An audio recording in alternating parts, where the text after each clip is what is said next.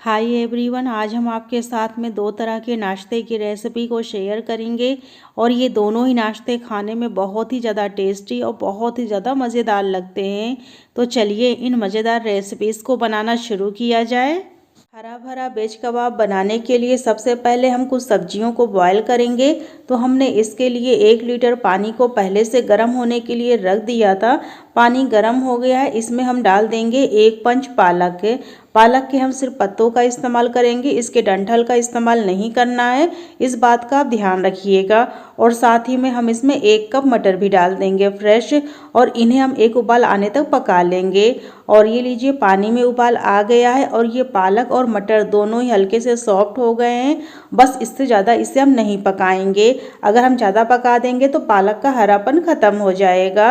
अब हम गैस को ऑफ करके पालक और मटर को पानी से छान करके अलग कर लेंगे, और इसे अलग करने के बाद ठंडा करके इसे हम पीस करके तैयार कर लेंगे। पालक को पीसने के बाद अब हम गैस पर एक भारी तले की कढ़ाई या पैन रखेंगे। इसमें हमने 2 बड़े चम्मच तेल डाल दिया है।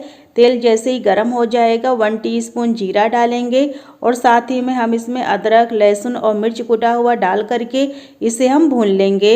अब ये तड़का तैयार हो चुका है, तो अब हम इसमें ऐड करेंगे खूब सारी बारीक कटी हुई सब्जियां। हम इसमें ऐड करेंगे बारीक कटा हुआ गाजर, शिमला मिर्च, बीन्स और बारीक कटा हुआ प्याज डाल करके, और साथ ही में हमने जो पालक और मटर का पेस्ट तैयार किया है पीस करके, उसे भी हम इसमें ऐड कर देंगे।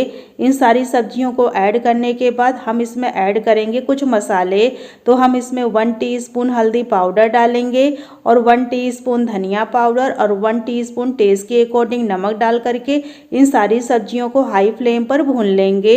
इन सब्जियों को हमें लो फ्लेम पर बिल्कुल नहीं भूनना है, हाई फ्लेम पर ही भुनना है। अगर हम इन्हें लो फ्लेम पर भुनेंगे तो सब्जियों से पानी रिलीज हो जाएगा और मिक्सचर हमारा गीला हो जाएगा।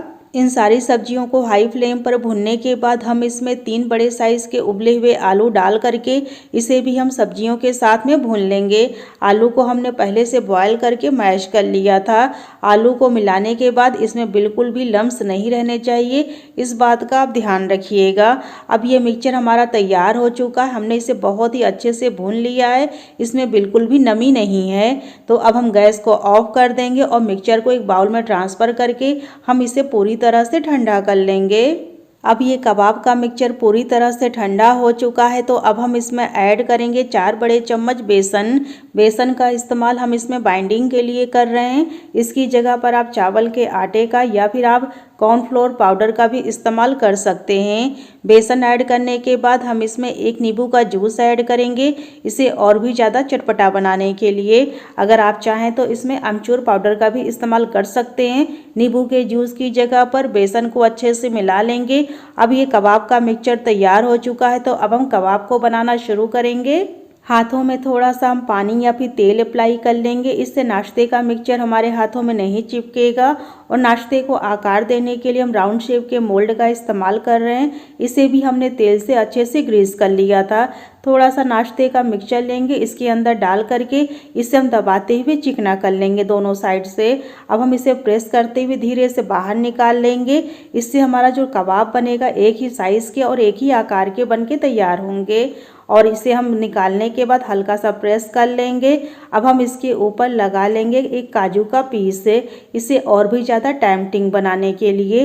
इसके बिना भी ये बन सकता है, अगर आप चाहें तो थोड़ा सा इसमें बादाम भी लगा सकते हैं काजू की जगह पर। बिना मोल्ड के भी आप कबाब को बना के तैयार कर सकते हैं। हाथों में थोड़ा सा मिक्सचर ले लेंगे और इसे हम हाथों की हथेलियों के बीच में रख के गोल करेंगे, और गोल करने के बाद इसे चपटा करके इसे हम टिकिया का शेप दे देंगे। और इस तरह से देखिए ये हमारा दूसरा कबाब भी बन के तैयार हो गया है।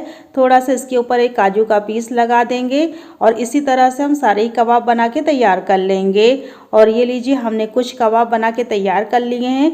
हम इनको बनाते जाएंगे और फ्राई करते जाएंगे, इससे हमारा काम भी जल्दी हो जाएगा और टाइम भी बचेगा। कबाब को फ्राई करने के लिए हमने तेल को पहले से गर्म होने के लिए रख दिया था और तेल अच्छे से गर्म हो गया है। अब हम इसमें कबाब को डाल करके फ्राई कर लेंगे। शुरू में हम इन कबाब को बिल्कुल भी नहीं टच करेंगे। जब ये एक साइड से हल्के से सिक जाएंगे तभी हम इसे पलटेंगे। अब ये कबाब एक साइड से सिक गए हैं तो अब हम इसे पलट लेंगे। इन कबाब को हम मीडियम टू लो फ्लेम पर ही फ्राई करेंगे, हाई फ्लेम पर नहीं फ्राई करेंगे। इस बात का आप ध्यान रखिएगा। अगर आप चाहें तो इन कबाब को शैलो फ्राई भी कर सकते हैं। हम इन्हें डीप फ्राई कर रहे हैं और ये लीजिए हमारे कबाब ये बहुत ही अच्छे से फ्राई हो चुके हैं। बहुत ही प्यारा सा इस पे कलर आ गया है। तो अब हम इसे तेल से अलग कर लेंगे और सेम प्रोसेस से बाकी के कबाब भी फ्राई करेंगे। इन टेस्टी सी कचौरियों को बनाने के लिए सबसे पहले हम मैदा गूंथ के तैयार करेंगे। तो हमने इसके लिए 250 ग्राम छना हुआ मैदा लिया है। इसमें हम 1 टीस्पून कलौंजी ऐड करेंगे। इसे कुछ जगह पर मंगरेल भी बोला जाता है। और 1 टीस्पून हम इसमें नमक डालेंगे और 4 बड़े चम्मच के लगभग हम इसमें घी का मोयम देंगे। आप तेल का भी मोयम दे सकते हैं, पर घी का मोयम देने से कचौरियाँ काफ़ी खस्ता और मुलायम बन के तैयार होती हैं। मोयम को हमने अच्छे से मिला लिया है और ये अच्छे से बंध रहा है, तो इट मीन्स मोयम परफेक्ट है। तो अब हम इसमें थोड़ा थोड़ा पानी डाल करके हम इसका एक लूज डो तैयार कर लेंगे। आटे को हमें बिल्कुल भी टाइट नहीं गूंथना है, इस बात का ध्यान रखिएगा, क्योंकि हम इससे कचौरियाँ बना के तैयार करेंगे। अगर आटा ज़्यादा टाइट रहेगा तो कचौरियाँ फट जाएंगी। हम इसे थोड़ा सा ढीला ही गूंथ के तैयार करेंगे। और ये लीजिए आटे को हमने गूंथ करके तैयार कर लिया है। अब हम इसे ढक कर रख देंगे 15 मिनट के लिए रेस्ट के लिए। अब हम कचौरियों को बनाने के लिए स्टफिंग तैयार करेंगे।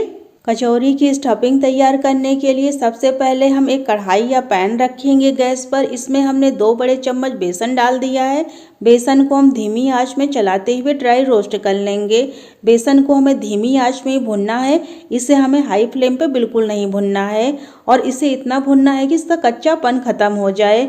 और ये लीजिए बेसन को हमने अच्छे से भून लिया है। इसमें से बहुत अच्छी खुशबू आने लगी है। और अब हम इसे पैन से अलग कर लेंगे और वापस उसी पैन को हमने फिर से ले लिया है। इसमें हमने 2 बड़े चम्मच तेल डाल दिया है। तेल गरम हो गया है और इसमें हम डाल देंगे पंचफोरन। और पंचफोरन को अभी हम चटकने देंगे। और ये पंचफोरन का तड़का अब रेडी हो चुका है। इसमें हम अदरक, लहसुन और मिर्च कुटा हुआ डाल करके इसे भी हम तड़के के साथ में भून लेंगे। और ये तड़का अब रेडी हो चुका है। तो अब हम इसमें ऐड करेंगे 1 कटोरी हरी मटर। वजन में नापेंगे तो ये लगभग 250 ग्राम हरी मटर है। मटर को डालने के बाद इसे हमने मीडियम फ्लेम पर भून लिया है। और अब हम इसमें 1 टीस्पून हल्दी पाउडर डालेंगे और 1 टीस्पून टेस्ट के अकॉर्डिंग नमक और हाफ टीस्पून हींग डाल करके इसे हम मीडियम फ्लेम पर चलाते हुए 1 मिनट तक भून लेंगे। मटर को हमें 1 मिनट तक मीडियम फ्लेम पर भुनना है, इसे हाई फ्लेम पर बिल्कुल नहीं भुनना है। और ये लीजिए मटर को हमने अच्छे से भून लिया है। और अब हम इसमें खूब सारा बारीक कटा हुआ हरा धनिया डाल करके इसे हम फिर से भून लेंगे। मटर को भुनने के बाद अब हम इसे ढककर रख देंगे लो फ्लेम पर पकने के लिए 10 मिनट के लिए। 10 मिनट के बाद इसे हम चेक करेंगे। मटर को पकते हुए 10 मिनट हो गया है। ढक्कन को हटा करके इसे एक बार फिर से चलाते हुए मिला देंगे। अब ये मटर पूरी तरह से पक के तैयार हो चुकी है। तो हम ये पोटैटो मैशर लेंगे, इससे मटर को अच्छे से मैश कर लेंगे। मटर को मैश करने के बाद जो हमने बेसन भून के रखा हुआ है उसे भी हम इसमें ऐड करेंगे। इसे ऐड करने के बाद इसमें हम 1 नींबू का जूस डालेंगे, इसे और भी ज़्यादा सुपर टेस्टी बनाने के लिए। अगर आप चाहें तो इसमें अमचूर पाउडर भी ऐड कर सकते हैं। सारी चीज़ों को अच्छे से मटर के साथ में मिक्स कर लेंगे। और ये कचौरी की स्टफिंग अब तैयार हो चुकी है। गैस को ऑफ करके इसे हम एक बाउल में ट्रांसफ़र करके हल्का सा ठंडा कर लेंगे। और ये लीजिए हमारी जो स्टफिंग है ये हल्की सी ठंडी हो चुकी है। हमें इसे इतना ठंडा करना है कि हाथों से हम इसे टच कर सकें। और हाथों में थोड़ा सा इसका मिक्सचर ले करके हम इसकी छोटी छोटी बॉल्स बना के तैयार कर लेंगे इस तरह से। और ये लीजिए हमने सारी बॉल्स को बना के तैयार कर लिया है। और अब हम इसे साइड में रखेंगे। मैदे के डो को भी रेस्ट करते हुए लगभग 15 मिनट से ज़्यादा हो गया है। इसे एक बार फिर से मसलते हुए गूंथ करके हम तैयार कर लेंगे। अब हम मैदे में से एक लोई लेंगे और लोई को हम पेड़े का शेप दे करके दोनों हाथ के अंगूठे और उंगलियों की हेल्प से हम इसे कटोरी का शेप देंगे। और ये लीजिए हमारी एक कटोरी ये बन के तैयार हो चुकी है। तो हमने जो मटर का बॉल्स बना के रखा हुआ है इसके सेंटर पर रखेंगे और इसे मैदे से कवर कर लेंगे। इसे हमें बहुत ही अच्छे से कवर करना है, स्टफिंग बिल्कुल भी बाहर नहीं आनी चाहिए। जब हम स्टफिंग की इस तरह से बॉल बना लेते हैं तो कचौरी को शेप देना बहुत ही आसान होता है। और ये लीजिए हमने इसे कवर कर लिया। इसे हथेली के बीच में रख के हम इसे गोल करेंगे और हल्का से इसे हम चपटा कर लेंगे। कचौरी को हल्का सा फ्लैट करने के बाद इसे हम उंगलियों की हेल्प से हल्का हल्का देखिए इस तरह से फैला लेंगे। इससे स्टफिंग पूरी कचौरी में इक्वली फैल जाएगी। अब हम इसे बेलन की हेल्प से हल्का सा बेल लेंगे। ज़्यादा प्रेशर मत डालिएगा, थोड़ा सा ही प्रेशर डालिएगा, नहीं तो स्टफिंग बाहर आ सकती है। और ये लीजिए एक कचौरी हमारी बन के तैयार हो चुकी है। इसी तरह से हम सारी कचौरियाँ बना के तैयार कर लेंगे। तो हमने यहाँ पर 4 कचौरियाँ बना के तैयार कर ली हैं। हम इन्हें बनाते जाएंगे और इन्हें हम फ्राई करते जाएंगे। इन कचौरियों को हम मध्यम गरम तेल में डाल के ही फ्राई करेंगे। इस बात का आप ध्यान रखिएगा, बहुत ज़्यादा खौलते तेल में डाल के इन्हें बिल्कुल भी नहीं फ्राई करना है। जैसे जैसे कचौरियाँ सिकती जाएंगी वैसे वैसे ये हल्की होकर ऊपर आती जाएंगी। इन्हें हम एकदम धीमी आंच में फ्राई करेंगे, इस बात का आप ध्यान रखिएगा। इसे जल्दीबाजी में बिल्कुल भी हाई फ्लेम पर मत फ्राई करिएगा, नहीं तो तेल में जाते ही लाल हो जाएंगी और अंदर से कच्ची रह जाएंगी। अब ये कचौरियाँ एक साइड से सीख चुकी हैं तो हम इन्हें अलटते पलटते हुए गोल्डन कलर आने तक फ्राई कर लेंगे। हलवाई लोग कचौरियों को धीमी आंच में फ्राई करते हैं, इसीलिए उनकी कचौरियाँ एकदम फूली फूली और चिकनी बनके तैयार होती हैं। और ये लीजिए देखिए हमारी कचौरियाँ भी एकदम फूल रही हैं तेल में, क्योंकि हम इसे एकदम धीमी आंच में फ्राई कर रहे हैं। शुरू में आप इसे धीमी आंच में फ्राई करिएगा और लास्ट में आप इसे थोड़ा सा तेज आंच में फ्राई करके निकाल लीजिएगा। और ये लीजिए कचौरियाँ हमारी फ्राई हो चुकी हैं फर्स्ट बैच की, तो इसे हम तेल से अलग कर लेंगे और सेम प्रोसेस से हम बाकी की कचौरियों को भी फ्राई करेंगे।